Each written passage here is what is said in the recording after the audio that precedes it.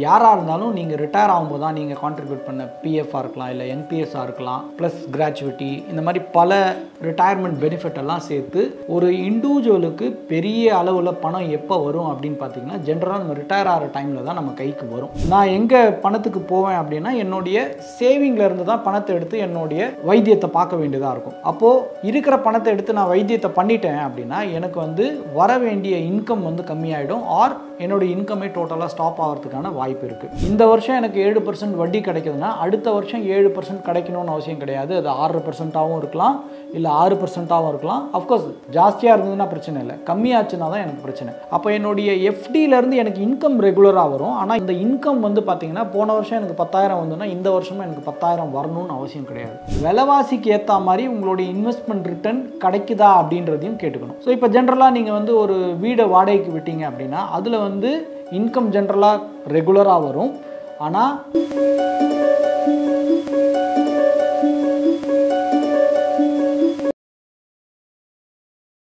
கட்டுமானத்தின் வலிமை, கட்டிடங்களின் பாதுகாப்பு. ஸ்ரீ துர்கா டிஎம்டி கம்பிகள். நியூஸ் கேஃபே நேயர்களுக்கு வணக்கம். உங்கள் சுந்தர், சிம்போனியா வெல்த்திலிருந்து மியூச்சுவல் ஃபண்ட் டிஸ்ட்ரிபியூட்டர். எல்லாருக்குமே வந்து பார்த்தீங்கன்னா இந்த ரிட்டையர்மெண்ட் டைமில் வந்து பார்த்தீங்கன்னா ஒரு ஆக்சுவலாக நம்ம வாழ்க்கையில் சம்பாதிச்ச டைமை விட ஓரளவுக்கு நம்ம கம்பெனி மூலமாக ஒரு பெரிய தொகை கைக்கு வரும். ஸோ அது நீங்கள் ஒரு கவர்மெண்ட் எம்ப்ளாயாக இருக்கலாம், இல்லை வந்து ப்ரைவேட் கம்பெனியில் ஒர்க் பண்ணவராக இருக்கலாம்.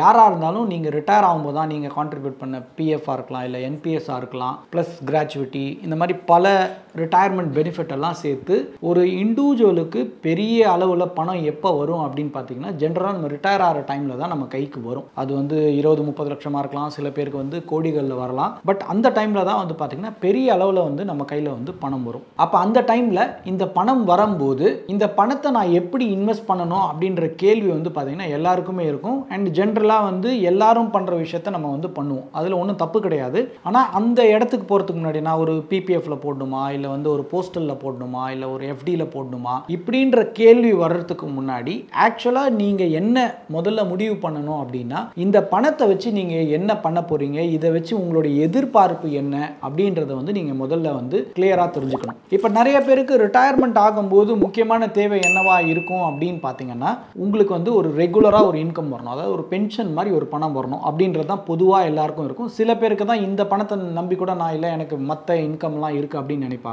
பட் மெஜாரிட்டிக்கு வந்து பார்த்தீங்கன்னா இந்த பணத்து மூலமாக எனக்கு ரெகுலராக ஒரு இன்கம் வரணும் அப்படின்னு நினைப்பாங்க. ஸோ இது வந்து முக்கியமான விஷயம். அடுத்தது வந்து பார்த்தீங்கன்னா நீங்கள் ரிட்டையர் ஆகும்போது ஜென்ரலாக வந்து பார்த்தீங்கன்னா நீங்கள் ஒரு 55-60 வயசு இல்லை 65 வயசு கூட ஆயிருக்கலாம். அப்படின்னா நீங்கள் முதல் பார்க்க வேண்டிய விஷயம் என்னன்னா உங்களுக்கு போதிய அளவுக்கு ஒரு ஹெல்த் இன்சூரன்ஸ் இருக்கா, ஒரு மெடிக்கல் இன்சூரன்ஸ் இருக்கா அப்படின்றத நீங்கள் வந்து பார்த்துக்கணும். இது நீங்கள் யாருக்கு பார்த்துக்கணும், முதல்ல நீங்கள் ப்ளஸ் உங்களோட மனைவி ஆர் மனைவி அண்ட் கணவன் எப்படியா இருந்தாலும் உங்களுடைய ஃபேமிலிக்கு வந்து பார்த்தீங்கன்னா ஒரு பெரிய அளவில் வந்து ஒரு இன்சூரன்ஸ் கவர் இருக்கணும். ஏன்னா இந்த இன்சூரன்ஸ் கவர் இல்லைன்னா ஜென்ரலாக நம்ம வயசு ஆகும்போது நம்மளுடைய உடலுக்கு வந்து ஏதாவது வந்து நலக்குறைவு வர்றதுக்கான வாய்ப்பு இருக்கு. அப்போ அந்த டைம்ல வந்து நான் எங்க பணத்துக்கு போவேன் அப்படின்னா என்னுடைய சேவிங்ல இருந்து தான் பணத்தை எடுத்து என்னுடைய வைத்தியத்தை பார்க்க வேண்டியதா இருக்கும். அப்போ இருக்கிற பணத்தை எடுத்து நான் வைத்தியத்தை பண்ணிட்டேன் அப்படின்னா எனக்கு வந்து வர வேண்டிய இன்கம் வந்து கம்மியாயிடும், ஆர் என்னோட இன்கமே டோட்டலாக ஸ்டாப் ஆகிறதுக்கான வாய்ப்பு இருக்கு. அப்போ முதல்ல நீங்க ஒரு ஹெல்த் இன்சூரன்ஸை எடுத்துக்கிட்டீங்க அப்படின்னா அதுவும் நல்ல ஒரு சைஸபிள். ஏன்னா இன்னைக்கு இருக்கிற காலகட்டத்தில் நீங்க வந்து 2 லட்சம் 3 லட்சம்லாம் இன்சூரன்ஸ் வச்சிருந்தீங்கன்னா அது வந்து பெரிய அளவில் பத்தாம போயிடும். ஸோ அட்லீஸ்ட் ஒரு 10-20 லட்சமோ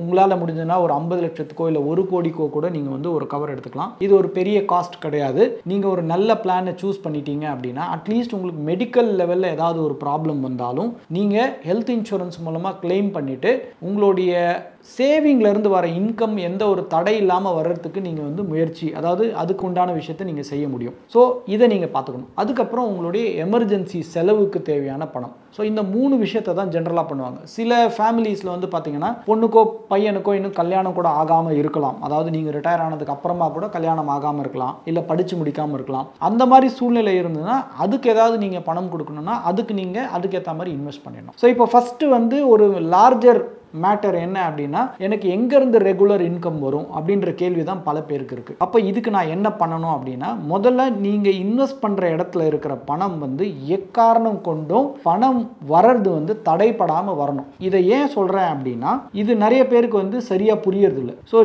நிறைய பேர் என்ன பண்ணுறாங்கன்னா 3 விஷயத்தை ஜென்ரலாக பண்ணுறாங்க. ஒன்று, இதை போய் ஒரு போஸ்ட் ஆஃபீஸ் மாதிரி ஒரு இடத்துல பணத்தை போட்டுடுறாங்க. அங்கே ரெகுலராக இன்கம் வருமானா ரெகுலராக இன்கம் வரும், அதில் எந்த தொந்தரவும் கிடையாது. சில நேரத்தில் எஃப்டியில் போய் பணத்தை போட்டுறாங்க, அதில் ரெகுலராக இன்கம் வருமானா வரும். சில பேர் வந்து பார்த்தீங்கன்னா ஒரு வீடு வாங்கி அதை வந்து வாடகைக்கு விட்டு அதிலிருந்து வந்து ரெகுலர் இன்கம் வர வைக்கிறதுக்காக முயற்சி பண்ணுறாங்க. இந்த மூணுத்துலேயும் இருக்கிற ஒரு முக்கியமான விஷயத்தை நம்ம வந்து புரிஞ்சுக்கணும். இப்போ போஸ்ட் ஆஃபீஸ் இருக்கட்டும், இல்லை வந்து ஒரு எஃப்டியாக இருக்கட்டும், ஸ்பெஷலி எஃப்டியை பொறுத்த வரைக்கும் பார்த்தீங்கன்னா உங்களோட இன்கம் ரெகுலராக வரும், அதில் எந்த பிரச்சனையும் கிடையாது.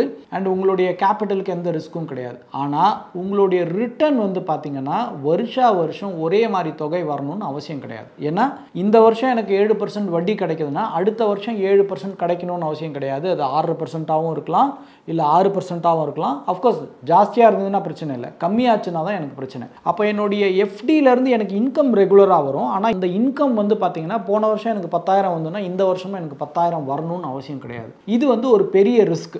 ஏன் அப்படின்னு சொல்கிறேன்னா, ஒரு 5 வருஷம் கழித்து பார்க்கும்போது உங்களுடைய இன்கம் ஏதாவது ஒரு காரணத்துக்காக இன்ட்ரெஸ்ட் ரேட் கம்மியான காரணத்தினால இறங்கி இருந்ததுன்னா உங்களுடைய விலைவாசினால உங்களுடைய தேவை ஆக்சுவலாக இன்க்ரீஸ் ஆகிருக்கும். அப்போது உங்களுடைய வருமானம் 8,000 இருக்கும், உங்களுடைய தேவை 18,000 இருந்ததுன்னா நீங்கள் வந்து ஒரு பெரிய பிரச்சனையில் மாட்டிக்கிறதுக்கான ஒரு வாய்ப்பு இருக்குது. ஸோ ஒன்று உங்களுடைய ரெகுலாரிட்டி ஆஃப் இன்கம் இருக்கணும், ப்ளஸ் அந்த இன்கம் வந்து பெருசாக ஏற்ற இறக்கம் இல்லாமல் இருக்கிற மாதிரி ஒரு இன்ஸ்ட்ருமெண்ட்டாக நீங்கள் வந்து சூஸ் பண்ணிக்கணும். அதுக்கப்புறமா நீங்கள் இன்வெஸ்ட் பண்ணுற இடத்துல விலைவாசிக்கு ஏற்ற மாதிரி உங்களுடைய இன்வெஸ்ட்மெண்ட் ரிட்டர்ன் கிடைக்குதா அப்படின்றதையும் கேட்டுக்கணும். ஸோ இப்போ ஜென்ரலாக நீங்கள் வந்து ஒரு வீடை வாடகைக்கு விட்டீங்க அப்படின்னா அதில் வந்து இன்கம் ஜென்ரலாக ரெகுலராக வரும்.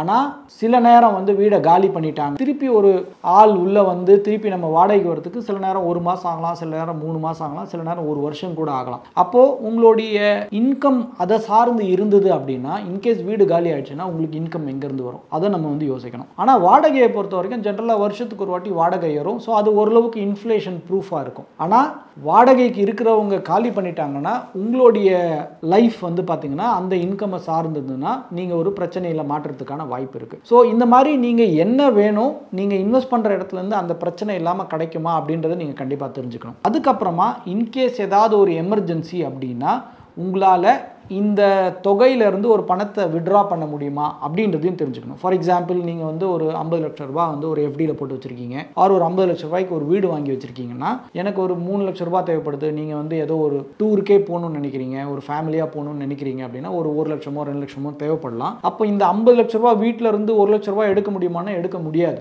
ஸோ அதையும் நீங்கள் வந்து புரிஞ்சுக்கணும். இதே நீங்கள் ஒரு எஃப்டியில் வச்சுருந்தீங்கன்னா அட்லீஸ்ட் அதை க்ளோஸ் பண்ணி எடுத்துட்டு மிச்சத்தை திருப்பி நீங்கள் ரீஇன்வெஸ்ட் பண்ண முடியும். ஸோ அப்போது எஃப்டியை பொறுத்த வரைக்கும் உங்களுடைய இன்கம் வந்து ஸ்டேபிளாக இருக்கும். ஆனால் ரேட் வந்து இறங்குச்சுன்னா நீங்கள் பிரச்சனையில் மாட்டிக்கலாம். லிக்விடாக இருக்குமானா லிக்விடாக இருக்கும், இன்ஃப்ளேஷனை பீட் பண்ணுமானா பீட் பண்ணாது. இப்போ அதே வீடை எடுத்துக்கிட்டிங்கன்னா ஒரு பெரிய தொகை போய் முடங்கிடும், அதுலேருந்து ரெகுலர் இன்கம் வரலாம். ஆனால் சம்டைம்ஸ் முன்னாடி சொன்ன மாதிரி வீட்டில் இருக்கவங்க காலி பண்ணிட்டாங்கன்னா பணம் வராமல் போயிடும்.